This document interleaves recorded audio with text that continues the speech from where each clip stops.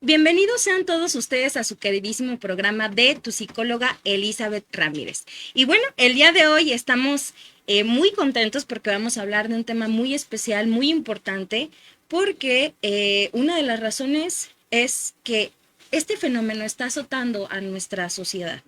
Lo que sería este tipo de droga está afectando muchísimo a toda nuestra juventud y por eso mismo decidimos traer un especialista y hablar de este tema, así como también recordarles que ya estamos a unos cuantos días de terminar este año. ¿Cómo se encuentran ustedes? Por favor, pónganos ahí en nuestros comentarios, ¿sí? Para que nosotros podamos contestarles. Y bueno, el día de hoy tengo a un invitado muy especial, que es el doctor Armenta. ¿Cómo se siente, doc? Muy bien, pues muchísimas gracias. Aquí visitando la ciudad de Querétaro, pues es un lugar muy bonito. ¿Desde dónde viene, doc, hasta el Pues programa? bueno, trabajo en la Ciudad de México, pero radico en el estado, en los límites de Tecámac, Zumpango, pero sí, mi actividad es en Ciudad de México, allá. Desde allá viene, doc. Ay, Sí. muchísimas gracias por acompañarnos. Y bueno, pues vamos a presentarlo como se merece, ¿verdad? No, tengo aquí un currículum como de 4 hojas, No, doc. ¿Qué voy a no, no, hacer? no, Dígame usted. no, no. Bueno, em, el doctor Armenta es especialista en el área de adictología en el Centro de Integración Juvenil AC. Tiene una especialidad, ¿verdad? Sí, sí, sí, eso es una rama de la psiquiatría, se llama adictología, y pues bueno, en general es eh, una subespecialidad de la psiquiatría que en su momento se va fortaleciendo derivada de las necesidades de la atención en salud mental. Entonces, hay algunos compañeros que somos psiquiatras adictólogos y otros que solamente somos adictólogos, pero es una subespecialidad de la medicina. Ok, muy bien. Ujú. Bien, y tiene usted también una maestría en Administración de Sistemas de Salud, Así que es es. un posgrado de la Facultad de la UNAM, ¿verdad? Ujú. Así es, y una licenciatura como médico cirujano en el campus UNAM. Sí. Wow, doc. Qué preparación, No, una no, no es persona para mí. sumamente preparada, ¿no? Y cuénteme un poquito de su trayectoria profesional. Ujú. Mejor platíqueme usted. Claro que sí. Pues mira, yo he tenido pues la fortuna de estar, pues bueno, colaborando con varias instituciones. Yo, pues bueno, en la Facultad de Medicina fue como mi primera etapa donde pues me empecé a tener a grandes compañeros. Fui en un grupo que se le denominaba en ese entonces núcleos de calidad educativa y fue ahí donde pues bueno, una de mis maestras, la maestra Alicia Sea, es la que me empieza a inculcar, creo que fue mi primera profesora que empieza a inculcar el trato humano. Y ella, yo recuerdo mucho cómo se dirigía a todos nosotros y en el perfil como médico, lejos de tener un enfoque solamente capitalista, pues realmente nos enfocamos a esa situación del bienestar integral de las personas, siendo que ella era la jefa de bioquímica. En el fondo pues tenía prácticas religiosas, llego aquí a Querétaro y pues muchos templos, ¿no? Entonces como que ya desde ahí ya tenía como alguna relación toda esta situación del ser humano. Y fue así como, pues bueno, mi primer trabajo fue Montefénix. Montefénix es una institución privada que nace en 1979 y empieza a traer el tratamiento residencial a México a través del modelo de las flores, que era un modelo que se establece aquí en México, pero venía de un modelo que inició en Estados Unidos, el modelo Minnesota, y así es como tengo contacto por primera vez con los pacientes que consumen sustancias. Pues yo soy hijo, mi papá que en paz descanse, carpintero, chofer, pero también con dependencia al alcohol. Y pues había, como en muchas familias, realmente había carencias y había violencia, situación que me llevó en este curso de la vida, pues estudiar esta especialidad médica, donde dentro del área de salud mental, pues hay alteraciones en el comportamiento, hay alteraciones en las emociones, hay muchas situaciones que hoy aquejan a muchas familias y el hecho de que yo haya entrado a Montefénix fue pues es mi casa, de hecho los que creadores de Montefénix así lo dicen porque tengo muchas otras instituciones donde he cursado, pues que ahí yo crecí, ¿no? Ahí me desarrollé.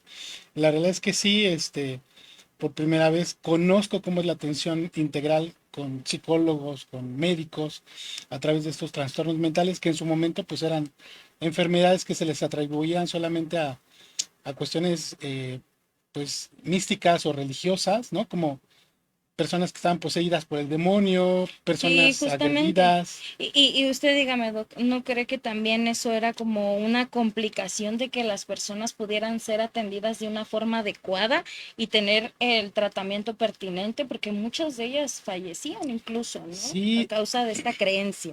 sí, de hecho estamos hablando de que más o menos en el siglo, no sé, 15, 16, pues era prácticamente administrado todas las instituciones por gente del clérigo, gente de, pues, estas pues religiones, templos que en su momento se utilizaban como cárceles y que muchas gentes, la población en general tenía miedo a las personas que en su momento pues tenían este síntoma que era la locura. Claro. Entonces la locura era algo que se temía, pero que también en su momento pues hubo grandes filósofos, médicos, ¿no? Que en esa época pues también lo atribuían a los humores. Y Ujú. entonces había personas que decían, no, pues que pues que se le subió la bilis, ¿no? Sí, La sí, bilis sí, sí, negra, sí. la bilis amarilla, o es melancolía, o es es depresión o incluso por situaciones pues de fenomenológicas, ¿no? Donde la luna, dependiendo de cómo se encontraba, la persona también tenía una reacción. Entonces esa persona, si reaccionaba de una forma impulsiva, pues era un lunático, ¿no? Entonces, todo ese tipo de Todavía cosas esas palabras se utilizan si siguen actualmente, utilizando, eso Doc. es lo grave, eso es Sí, lo grave. yo creo que yo creo que va a estar de acuerdo conmigo. Falta muchísima cultura en México de la salud mental, muchísima, Sí, ¿no? Hay muchísimos tabús para poder ir a una consulta y para aceptar el tratamiento, Doc. sí, de hecho, pues los tratamientos en esa época era eso, ¿no? Curarlos con lo mismo fenomenológico y entonces había tratamientos con agua y los metían en tinas, ¿no? A ciertas temperaturas. O pues bueno, ahora con electricidad y empezaban todos los tratamientos con choques eléctricos para modificar esas ondas cerebrales.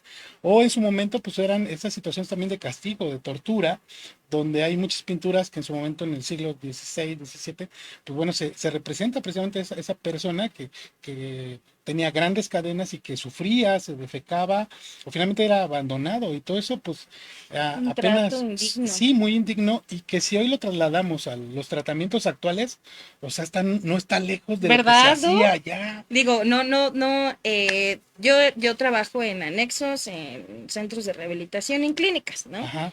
Y hay ciertos lugares, no específicamente en los anexos, no voy a decir nombres, pero donde todavía hay tratos de esa forma. Sí, Muy, desafortunadamente. son inhumanos y por otro lado está todavía este tabú de tratar la parte médica, de tratar la parte psiquiátrica y menos que decir de parte de un adictólogo porque las personas no saben incluso qué es eso, que ahorita vamos a entrar a esa parte. Pero dígame, Doc, ¿cómo es usted que decide dedicarse a esta rama? ¿Cómo es que le apasiona? De todas las que pudo haber elegido, Sí, sí, sí. ¿por qué esta? Déjenme les comento que yo tuve la fortuna, ¿no? De estar en una sesión que dio el doctor acompañando a un paciente por una clínica en la que trabajamos en común. Y bueno, la verdad es que a mí me maravilló la forma humana en la que trató al paciente. Entonces, ampliamente recomendado. Recuerden que siempre tenemos invitados muy especiales porque tienen un gran corazón y pues también un gran profesionalismo. Entonces, platíqueme, Doc. Sí, pues remontando a esa época, yo entré a esta clínica. Yo recuerdo y es algo que se me quedó muy grabado, independientemente que yo ya traía mi historia, porque pues te digo, soy hijo de carpintero, mi papá me enseñó la parte de arreglar las mesas de billar y y pues anduve en el microbús como cacharpo, ¿no? Ahí en una ruta en el Estado de México, pero pues yo tenía ese sueño de ser médico por parte de mamá y fue entonces como, pues bueno, yo quería ser ginecólogo, pero bueno, llego a esta institución. Oh, wow, qué gran cambio. Sí, y llego a esta institución y entonces lo primero que me preguntan, ¿conoces el alcoholismo? Y yo dije, pues ¿cómo no lo voy a conocer? Pues si mi padre no pudo dejar el Claro. alcohol, ¿no? Entonces, bueno, yo no quería saber ese tema, pero bueno, tal fue mi sorpresa que un chico, me lo recuerdo muy, muy claramente, como si fuera ayer, que me dijo, gracias doctor, eh, no sabe lo feliz que estoy, gracias por devolverme a mi familia. Ah, Yo creo que esa es la parte que más nos llena en nuestro trabajo y especialmente usted, porque Sí, es una parte impresionante cómo se puede sufrir en este ámbito. sí, sí, Y sí. de cuántas personas que padecen este tipo de enfermedades pueden afectar a su familia, a sus hijos, todo alrededor y a ellos mismos. Y es algo Sí, muy doloroso y muy complicado que a veces la sociedad todavía no hace la conciencia. sí, tengo familias que siguen pensando que los trastornos mentales son cuestiones de fuerza de voluntad, que la gente no le quiere echar ganas a la vida. Todavía tenemos mucho camino en México para hacer conciencia respecto a todo esto y más actualmente de lo que son los tratamientos integrales, porque Ujú. conocen mucho el AA Sí, o ya creen que solamente con el psicólogo y el AA y no. sí, a veces ni siquiera con el psicólogo, ¿no? Esa resistencia donde dicen que la terapia no sirve y hoy actualmente tenemos artículos científicos donde la misma psicoterapia genera neurogénesis, hay crecimiento de nuevas redes neuronales y hace que la persona se rehabilite. Entonces realmente estamos muy atrasados, hay muchísimas técnicas que han evolucionado y la psiquiatría pues prácticamente de manera oficial nace en 1951, o sea, realmente no tiene más de 50, 70 años y que en su momento la psicofarmacología es la que empieza a revolucionar a la psiquiatría y que ya las personas que tenían un trastorno mental grave y que en su momento su destino era estar todo el tiempo en una institución psiquiátrica, en ese entonces manicomio, en un hospital general, que en ese entonces pues, estaba la Castañeda, eh, pues era ya de por vida. Y hoy vemos que ya muchos pacientes, que en su momento la esquizofrenia era uno de los trastornos más graves, de 10 pacientes que tienen la enfermedad, ya con los fármacos hoy solamente uno o dos son los que no tienen esa rehabilitación exitosa. La mayoría pueden llegar a tener una vida normal. Y algo que a mí me sorprendió en mi práctica clínica es que dentro de mis pacientes he tenido la oportunidad de tocar eh, a pacientes que son profesionistas, como pueden ser psicólogos, médicos, Y yo, este, sí, de y hecho ya saben en el programa que yo tengo un historial también así, que por sí, eso es que empecé a trabajar en estos lugares. y tengo una paciente psicóloga con mención honorífica que en una institución de salud la habían declarado como esquizofrénica. Y hoy es una de mis mejores colegas, al igual que tú, Muchísimas que en gracias, su doctor. momento pues hacemos ese trabajo humano y ese diagnóstico oportuno y tratamiento para que la persona tenga un pronóstico y una calidad de vida diferente. Justo, de hecho hace como unos 3, 4 años hice un video en el que hablaba de cómo es que un diagnóstico oportuno, integral, puede salvar la vida de muchísimas personas. Sí, sí. Sí, la verdad es que los fármacos, los antipsicóticos, que fueron como el boom, pues ayudaron mucho a entender la patología psiquiátrica, donde el cerebro es uno de los órganos principales que se afecta y que sabemos que ciertas áreas principales del lóbulo frontal, hipocampo, pues bueno, van relacionados con el impulso, con el deseo, y que antes estos deseos pasionales era decir, esa persona va a fallecer o va a tener un mal pronóstico. Hoy sabemos que esas conductas impulsivas son naturales, son los mismos circuitos que nos alimentan esa situación de la alimentación, de la supervivencia, del tener apetito, pero que también al no estar bien regulados, en su momento son la base principal de que las personas no puedan alejarse de la sustancia, porque siempre se está activando esa sustancia y en su momento no hay quien ponga un alto, ¿no? Entonces los fármacos han venido a revolucionar todo esto y a mejorar el pronóstico de estos pacientes y que se alejen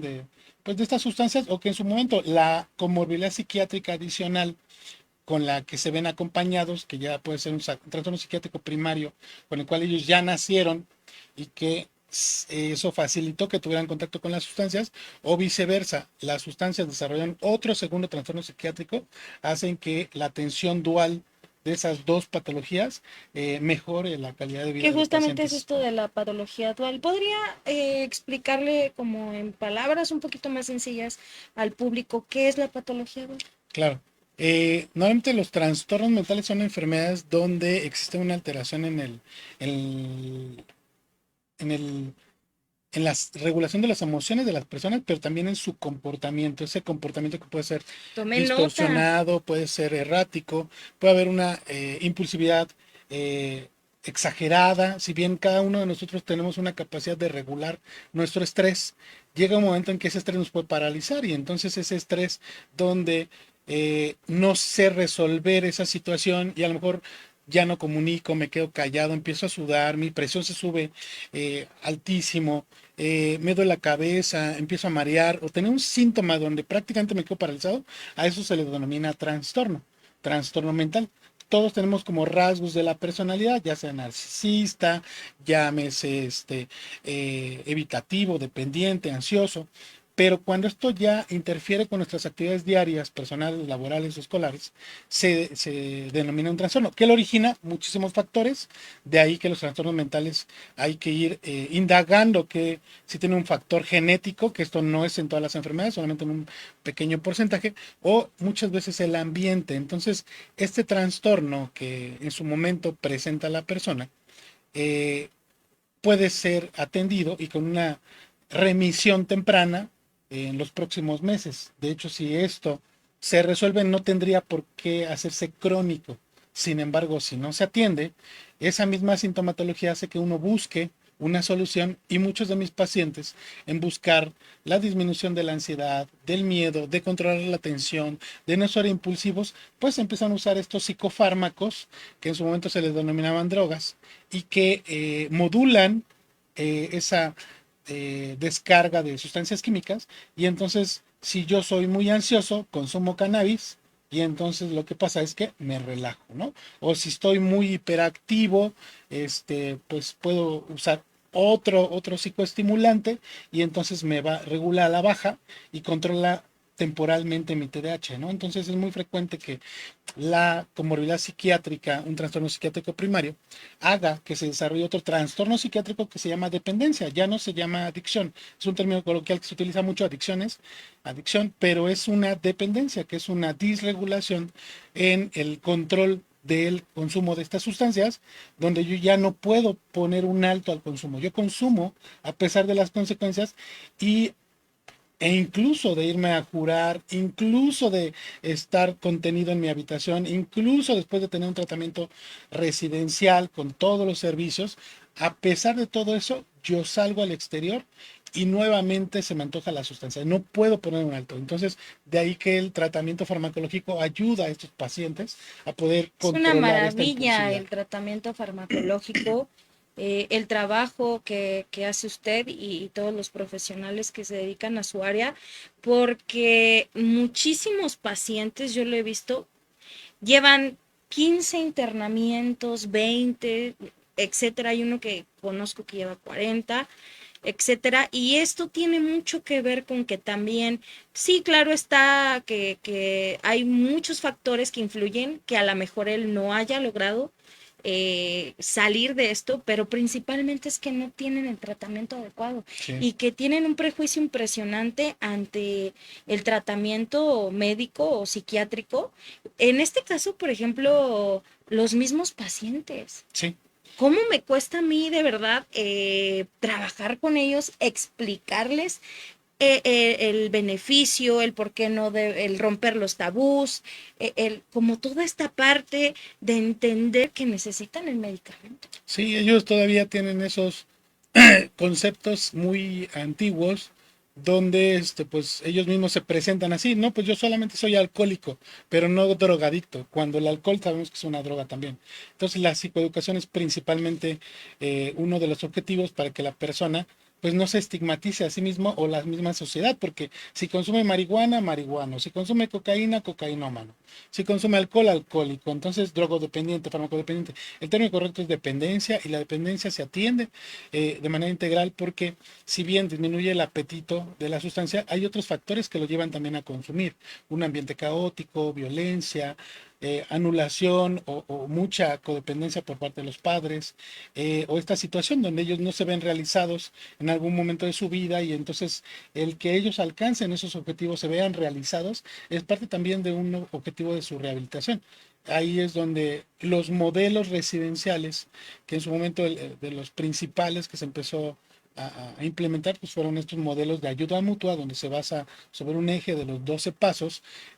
Hoy se han ido complementando precisamente a través de estos otros modelos que le denominamos nosotros modelo profesional o modelo mixto. O sea, los tratamientos residenciales pueden tener como estas tres variedades, donde el tratamiento profesional solamente participan en la rehabilitación médicos, nutriólogos, psicólogos, trabajadores sociales, internistas, o sea, solamente un cuerpo médico.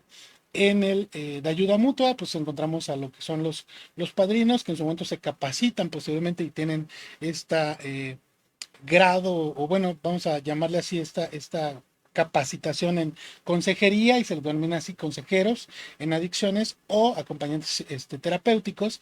Y otro modelo donde se encuentran estos dos personajes, que son los modelos mixtos, donde tenemos a los consejeros en adicciones y también tenemos al cuerpo médico. Y estos son como los que logran dar un tratamiento mucho más integral a todos los pacientes y que logren un proceso de conciencia de enfermedad adecuado, y ellos genuinamente decidan abandonar la sustancia, que en doble A le llaman ellos el despertar espiritual, ¿no? Pero pues tiene muchas connotaciones.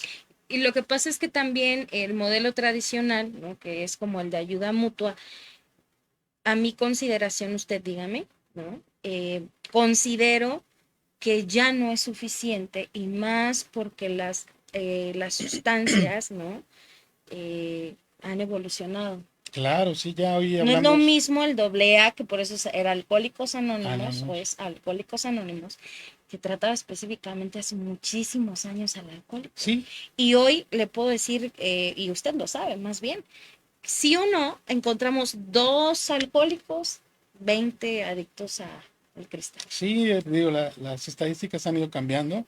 Hace no más de 10 años veíamos todavía muchos pacientes con alcohol, con intoxicaciones por esta sustancia. Hoy vemos más pacientes con intoxicaciones por drogas de diseño, que todo el tiempo están saliendo, ¿no? Derivados de muchos fármacos que en su momento son inestables, y que estos fármacos precisamente no están dentro de la farmacopea porque son altamente tóxicos, pero en el argot o en el mercado negro, pues finalmente de todas estas eh, pues, sustancias nuevas, así se les denominan, nuevas drogas psicoactivas, hace que sean muy atractivos para ellos porque les da un high inmediato, pero también en su momento ayuda a que no haya como tanta paranoia, que a ellos les genera malestar, y entonces ahora la combinación con otras sustancias químicas hace que sean más adictivas, más rápidas a llegar, pero también el tiempo de efecto dure menos para que vuelva a otra vez a consumir. Entonces, hoy hay otras nuevas sustancias psicoactivas que en su momento son cada vez más peligrosas, con mayores consecuencias y desarrollo de enfermedades graves a nivel físico y a nivel mental. Justo. Eh, ¿Qué es un adictólogo? ¿Qué es un adictólogo? Pues es un médico que puede ser médico o puede ser un psicólogo, porque dentro de la formación de la medicina, nosotros terminamos la licenciatura y hacemos una especialidad. La especialidad puede ser psiquiatría, puede ser medicina legal, puede ser medicina interna. Sin embargo, una vez teniendo como ese primer perfil de especialista, uno se subespecializa, solamente se dedica a una área de esa especialidad, por ejemplo, la traumatología. El ortopedista decide solamente operar la mano, la rodilla o la columna. Entonces ya nada más se le denomina, en vez de ortopedista, se le denomina cirujano de columna, ¿no? O el anestesiólogo, que el anestesiólogo después estudia cómo controlar el dolor, principalmente en las enfermedades del cáncer, y entonces ya se le denomina algólogo. Entonces, en el área de la salud mental, la psiquiatría ha tenido diferentes, pues, enfermedades que es difícil que solamente un especialista en psiquiatría pueda atender. Y si esta enfermedad mental se presenta en los niños, a ellos se les denomina paidopsiquiatras, los que se dedican a atender los trastornos mentales de niños y adolescentes. Y si hablamos de personas adultas mayores, pues tenemos al psicogeriatra, que en su momento también puede ser atendido por un geriatra. O sea, son dos especialistas, sin embargo, uno es psiquiatra y el otro no, pero ambos atienden la misma enfermedad. Y nosotros que atendemos solamente los trastornos relacionados por el consumo de sustancias, se les denomina adictólogos. Entonces, es una rama de la psiquiatría que trabaja directamente con todas las enfermedades mentales que desarrolla el uso de sustancias y las enfermedades psiquiátricas que se acompañan por el uso de sustancias. A veces, si solamente es una psiquiatría general, no siempre el especialista puede tener esas habilidades o conocimientos del argot de mi paciente, porque el paciente me puede decir, no, doctor, pues bueno, en la mañana acabo pues, de tener un consumo, mi consumo pues es mínimo, solamente me consumo un tren de vez en cuando de una gelato, pero la verdad es que a mí me gusta más el polvo y en ocasiones me he echado un rush. Y entonces los que no tienen como familiaridad con estos términos de por qué me dijiste, ¿no? Ahorita el público está, ¿qué dijo? Hace ese trabalenguas que es, Sí, sí, ¿no? ¿no? Ajá. Porque hoy ya las sustancias químicas, Sí. pues prácticamente se denominan en base a muchas cosas. Me acuerdo mucho, ¿no? No, las mamás ahorita pobrecitas las agarran de bajada, Ajá. que no saben ni qué está Sí, consumiendo, sí, ni qué, sí. esa cosa así, dice, que parece así como un hielo, Como un hielo, ¿no? sí, claro. Súper difícil. Sí, y que incluso, bueno, recuerdo que una vez que estuve en Toluca, la combinación de dos sustancias, pues yo las conocía como rajitas con crema, y que era esa hierbita espolvoreada, y resulta que yo llegando a Toluca, también a dar una presentación, me dicen, no, pues es que aquí le llamamos Nevadito de Toluca. Entonces, Ok. entonces cada uno le va dando como son muy creativos los pacientes y la realidad es que no todos los profesionales, si no estás en contacto con los pacientes, pues puedes descifrar o hacer una buena historia clínica o investigación de lo que está sucediendo con los pacientes. Doctor, en su caso personal, ¿usted cree que se necesita tener experiencia propia o con algún familiar o de alguna manera estar envuelto en eso para hacer una mejor labor? En su caso personal. En mi caso personal, pues mira, yo te puedo compartir que en estos trabajos donde yo he estado, a veces me han presentado un perfil de profesionistas que han tenido antecedentes en su historia personal de vida con el uso de las sustancias o en las familias que han usado las sustancias. Entonces, Ujú. el hecho de que puedas tener como esa historia de vida donde sabes el dolor que puede tener la Justo. persona, creo que te da una ventaja, más no siempre los conocimientos y las herramientas que requieres.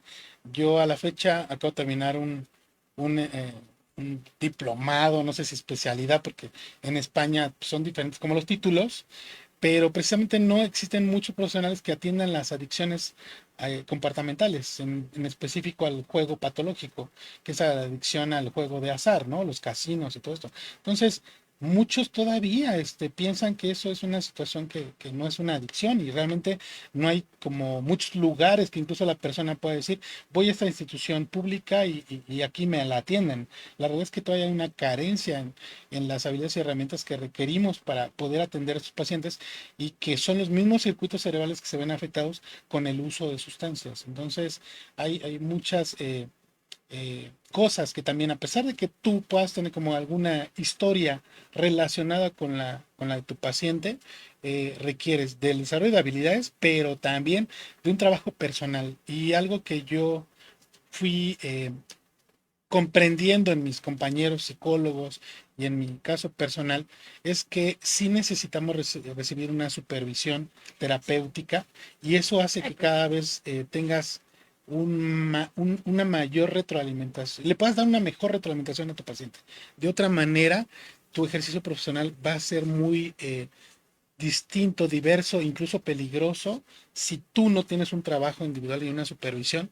Y, y eso creo que es obligatorio y es algo que a mí me gustaría que a nivel institucional se les solicitara a todos los especialistas que se dedican en esta área de la salud mental a que se atiendan y que tengan un tratamiento psicoterapéutico, porque muchos pues, estamos en la batalla y creo que no tenemos como ese trabajo individual y es necesario. sí, justamente. Entonces podríamos decir que sí es un plus, Sí, ¿no? es un Sí, sí es plus. un plus porque también este ámbito de las adicciones es complicado porque cuando no tienes conocimiento como lo que usted decía, ¿no? Sobre las palabritas, sobre el comportamiento, muchos pacientes pues son no todos, Ujú. pero varios tienen esta cuestión de la manipulación. Entonces, cuando no se tiene la experiencia, no se alcanza a identificar ciertas Sí, cosas, claro, son muy ¿no? Son muy hábiles, hábiles muy y es inteligentes. complicado trabajar. Sí, sí, sí. Bien, vamos a pasar a otra preguntita. Ujú. ¿Cuáles son las consecuencias a nivel psiquiátrico de esta droga que comentábamos? Ujú. ¿Sí? Pues la mayoría de las sustancias psicoactivas pues llegan a estar relacionadas con más de 200 enfermedades. Hay enfermedades físicas y enfermedades mentales. Dentro de las enfermedades físicas y más frecuentes, por ejemplo, en el caso del alcohol, pues nos sabemos que desarrolla cirrosis, sabemos que desarrolla hepatitis, desarrolla sangrado de tubo digestivo, demencia, encefalopatía. Y hay algunas otras sustancias, nuevas drogas psicoactivas, derivadas de las anfetaminas o derivadas de otras variedades, que en su momento, pues su eliminación a través del riñón es una vía fundamental y por supuesto causan lesiones a nivel renal. Entonces, el tener problemas en el día de mañana con una disminución en la filtración glomerular, que no haya una adecuada eliminación de sustancias tóxicas, de creatinina o una regulación adecuada de electrolitos, hace que las personas puedan tener problemas cardíacos o respiratorios y que no es exclusiva de estas drogas de diseño nada más, sino también incluso del cannabis. El cannabis está asociado también a problemas del ritmo cardíaco, causa alteraciones en el ritmo, bloqueos o prolongaciones del segmento ST y se asocia a problemas también respiratorios. Todas las sustancias que se fuman, no se diga, ya tenemos descrito lo que es el pulmón de crack, precisamente de una de las tantas sustancias que ellos pues prefieren consumir, son altamente activas porque llegan en 45 segundos al pulmón. Entonces, realmente las consecuencias Cuarenta y físicas, cinco segundos. 45 cuarenta y segundos. cinco segundos, tomen nota en casita. Sí, Eso entonces es muy son muy, importante. muy peligrosas. ¿Cuánto más o menos es el tiempo que tiene una persona para tener un deterioro irreversible, por así decirlo, respecto a estas sustancias si no recibe el tratamiento? Pues Sí, de hecho, la mayoría de los trastornos mentales cuando están relacionados con el uso de sustancias, tienen sintomatología psiquiátrica muy parecida a los trastornos afectivos. La mayoría de las personas, por ejemplo, en el uso de alcohol, suspenden la sustancia y viene de este estado como de la habilidad emocional. Hay mucha tristeza, mucho desamparo, mucha culpa y pareciera que el paciente tiene un trastorno depresivo. Entonces, se prefiere esperar como un mes más o menos para poder discernir qué síntomas pertenecen al trastorno adictivo, a la dependencia y qué son de ya de un trastorno de base, que puede ser un trastorno afectivo, un trastorno de ansiedad, un trastorno de la personalidad o del control de impulsos, y que en su momento se le pueda dar la atención correcta. Sin embargo, hay solamente uno de los trastornos, que es la psicosis, donde si el paciente en el momento tiene esa realidad alterada, el tratamiento tiene que ser inmediato, porque en la medida que pasen horas, días, el pronóstico va siendo cada vez más tórpido, más oscuro, y muchos de esos pacientes van a tener ya una consecuencia irreversible, donde ya esa psicosis que ya no es una psicosis que remitió en menos de un mes, ya no es tan breve y entonces empieza a acercarse ya a una patología, a la reina de la psicosis, que es la esquizofrenia. Entonces siempre es muy importante darle de manera inmediata a ese paciente que desarrolla psicosis, psicosis precisamente una atención inmediata. Esa es una inmediata. urgencia. Esa es una urgencia. Ahí Ok. no me tengo que Eh, esperar. Bien, esto es importante por lo que decíamos, ¿no? Muchos de los tabús, muchas de las creencias que tenemos negativas respecto a la medicina o a tratar farmacológicamente a un paciente impide que podamos dar esta ayuda inmediata, ¿no? Y muchos de ellos tienen este daño irreversible y lo vemos en muchísimos centros de rehabilitación o con muchísimos pacientes. Entonces, usted que está en casita, hagamos conciencia de esta parte y bueno, pues aquí está el especialista diciéndonos que es una parte fundamental, es un elemento fundamental en el tratamiento de lo que serían pues la dependencia a estas sustancias, pues tratarlos de esta forma, Sí, sí, ¿cierto? sí, sí, la locura que hoy muchos así lo ven, ¿no?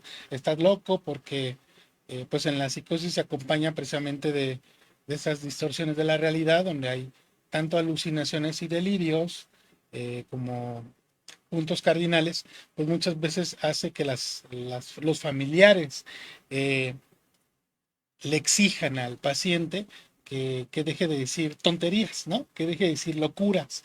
Y entonces minimizamos la sintomatología y lejos de que el paciente a lo mejor pudiera comunicar toda estos síntomas, los oculta y dice, mejor yo ya no lo hablo porque piensan que soy loco.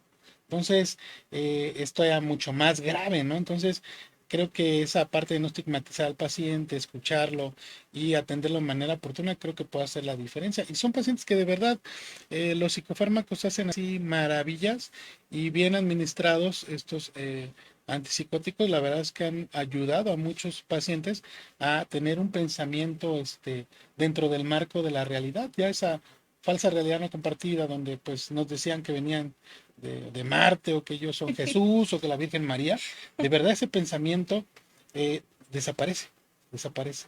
Es algo maravilloso.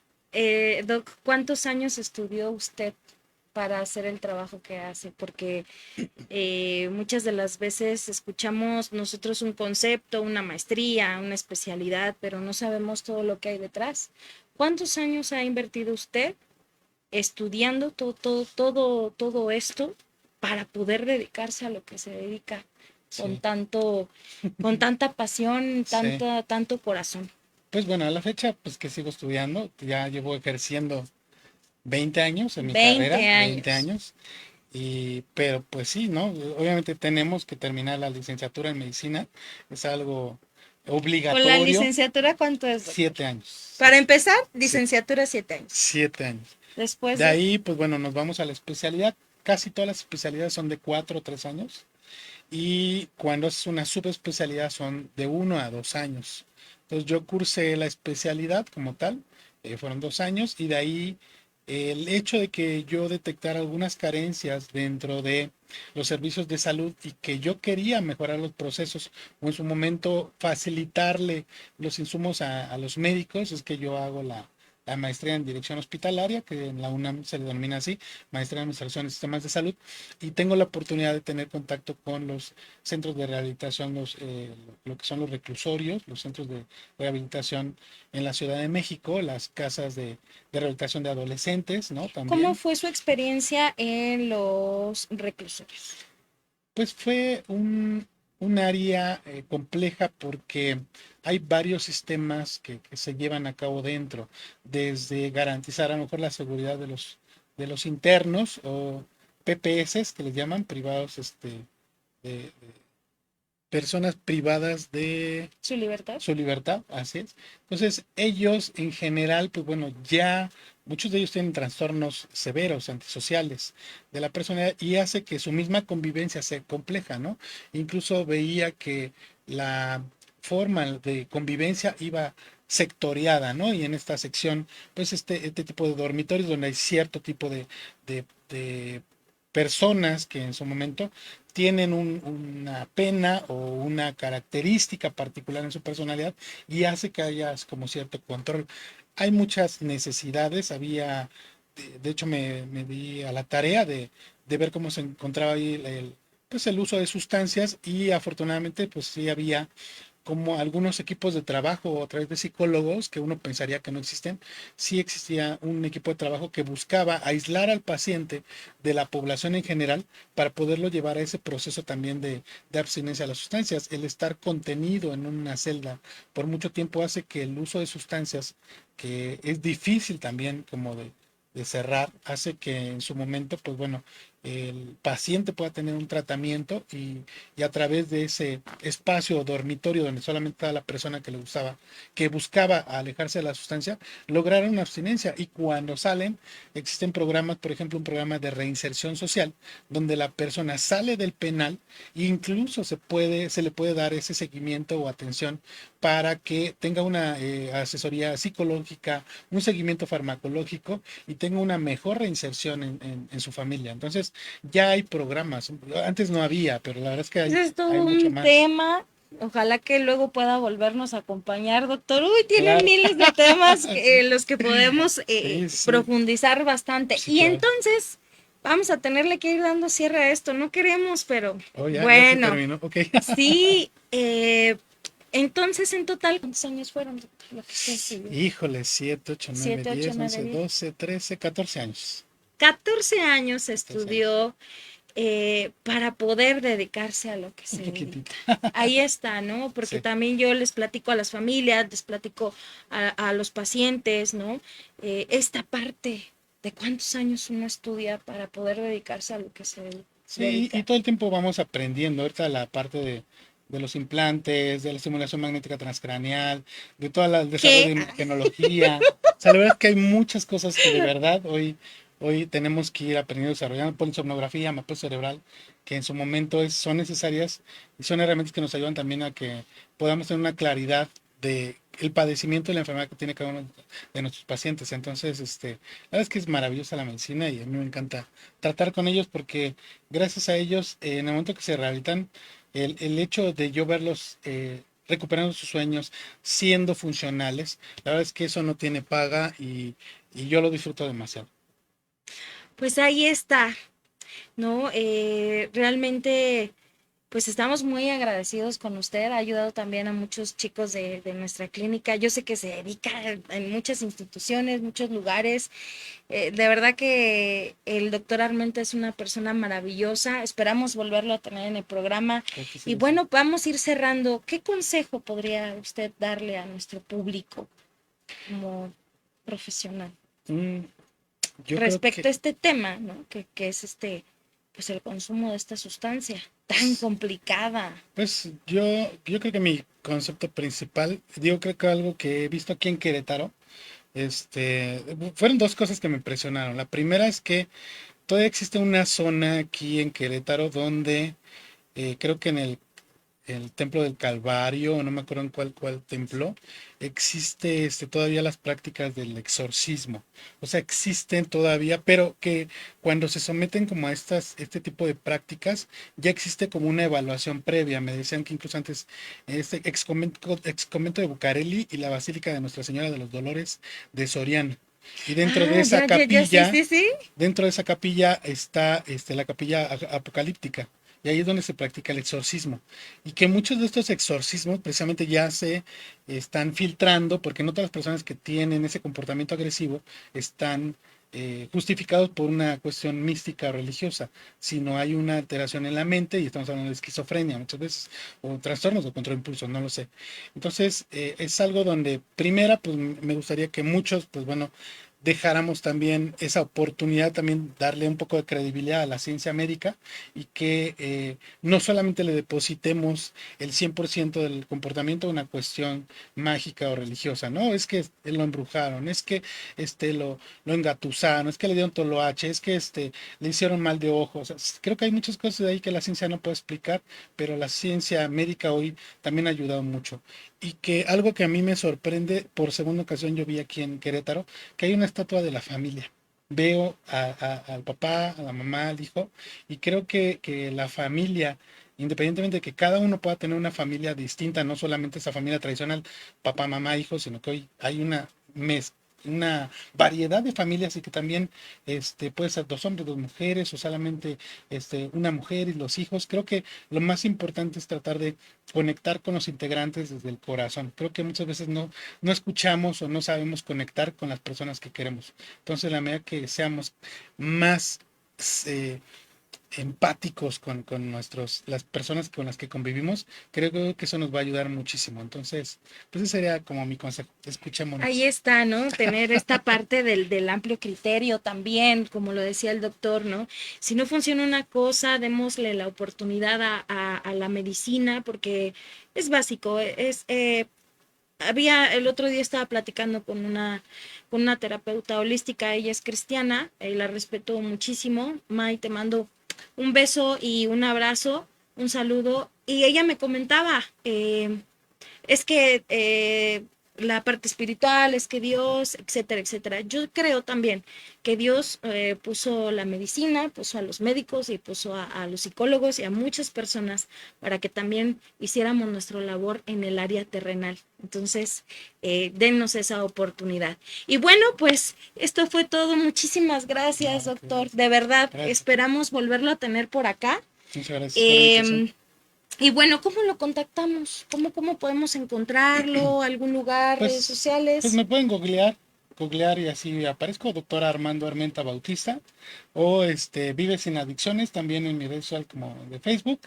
No subo mucho contenido, la verdad es que a veces quisiera tener como un equipo de trabajo que me apoye a lo mejor subir algo de contenido, pero a veces sí subo algunos artículos, documentos que pueden ser útiles para la familia, para poder en su momento tomar decisiones. Hay un directorio que si me googlean, también en mi página aparece ahí un directorio para que chequen los establecimientos residenciales que a lo mejor son pues recomendables o en su momento son observados por la Secretaría de Salud y pues bueno, y qué es el tratamiento finalmente, qué es la enfermedad. Entonces, pero en general pues me buscan por mi nombre, doctor Armando Y ahí Armenta lo Bautista. encontramos, doctor. Sí, Bueno, sí, sí. también es parte de nuestro equipo de Victoria en Cristo, nos apoya ahí con nuestros pacientes. Y bueno, pues muchísimas gracias, doctor, No, muchísimas gracias a todos. Y recuerde que toda esta información que cura la supo por su programa de tu psicóloga Elizabeth Ramírez. Nos vemos. Bye, bye, bye. Estás en Metrópolis Corea.